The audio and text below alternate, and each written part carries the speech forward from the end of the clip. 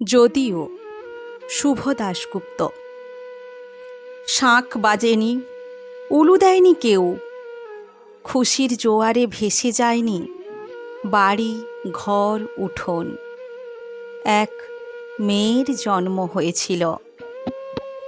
মেয়ের কন্যাবতী মাতার কোনো গর্ব নেই, অহংকার নেই, যেন রেজাল্টটা ভালো, তবে ততটা মুখ করে বলার মতো নয়। ছেলে জন্মালে যেটা হতে পারত অনায়াসেই। তাই শাঁখ বাজেনি, উলু দেয়নি কেউ, আহ্লাদে আটখানাও হয়ে পড়েনি কোনো নিকটজন। এক মেয়ের জন্ম হয়েছিল। মেয়ের মেয়ে মানেই দুশ্চিন্তার বোঝা, বাবার কপালে ভাঁজ, মায়ের চোখে সদা সর্বদা আতঙ্ক, পড়শির কুনজর, বন্ধুবান্ধবের মাঝখানে নানান দোলাচল। মেয়ে মানেই খরচ, আয় নেই। তাই যখন এক মেয়ের জন্ম হলো, হইচই হলো না একটুও। মেয়েদের অন্নপ্রাশন হয় না, হতে নেই, ওটা ছেলেদের হয়। ছেলেরা মামার কোলে বসে পঞ্চব্যঞ্জন সামনে রেখে শুরু করে পৃথিবীর প্রাচীনতম যজ্ঞ, আহার। মেয়েরা তো উচ্ছিষ্টে বাঁচে, স্বামীর উচ্ছিষ্টে, পুত্রকন্যার উচ্ছিষ্টে। সবার খাওয়া শেষ হলে মেয়েরা খেতে বসে একা একা। নিজেকেই বেড়ে নিতে হয়। কেউ বলে না, এক টুকরো মাছ দেব, আর একটু ভাত। মেয়েদের পায়ে পায়ে খরচ। বিয়ে দাও, খরচ। বিয়ে হলে সন্তান আসবে, খরচ। সন্তানকে বড় করতে হবে, খরচ।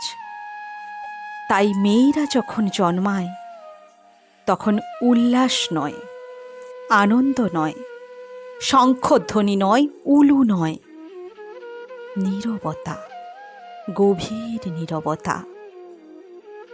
মেয়েরা নিরাপত্তাহীন, তাদের নিরাপত্তা দিতে হয়। মেয়েরা বিপদপ্রবণ, তাদের সামলাতে হয়। মেয়েরা ঘাবড়ে যায়, কেঁদে ফেলে, ঝগড়া করে, ঈর্ষা করে। তাই মেয়েদের শাসন করতে হয়, বেঁধে ফেলতে হয় নানা নিয়মে, নানা অজুহাতে, নানা অকারণ শৃঙ্খলে। তবু সেই মেয়েরাই গর্ভে ধারণ করে পুরুষ প্রাণ। অমন যে পুরুষোত্তম শ্রীকৃষ্ণ, তারও গর্ভধারিণী আর পালনকারিণী দুজন মানুষই মেয়ে। বিদ্যাসাগর থেকে রবি ঠাকুর, লেনিন থেকে ফিদেল কাস্ত্রো কেউ আকাশ থেকে নেমে আসতে পারেননি। মাতৃগর্ভ থেকেই তাদের আবির্ভাব। তবু মেয়েরা জন্মালে পরিবারে আনন্দ জাগে না। বাবার কপালে ভাঁজ বাড়ে, বাড়তে থাকে। মায়ের বুক কাঁপে, কাঁপতে থাকে।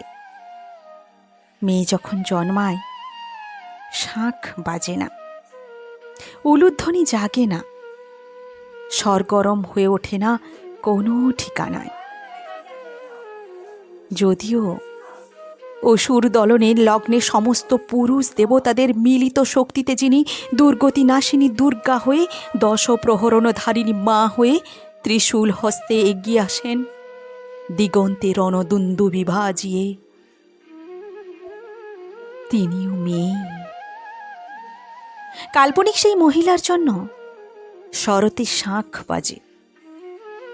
ঘরে মেয়ে জন্মালে শরতে কি শীতে কোথাও কখনো শাঁখ বাজে না।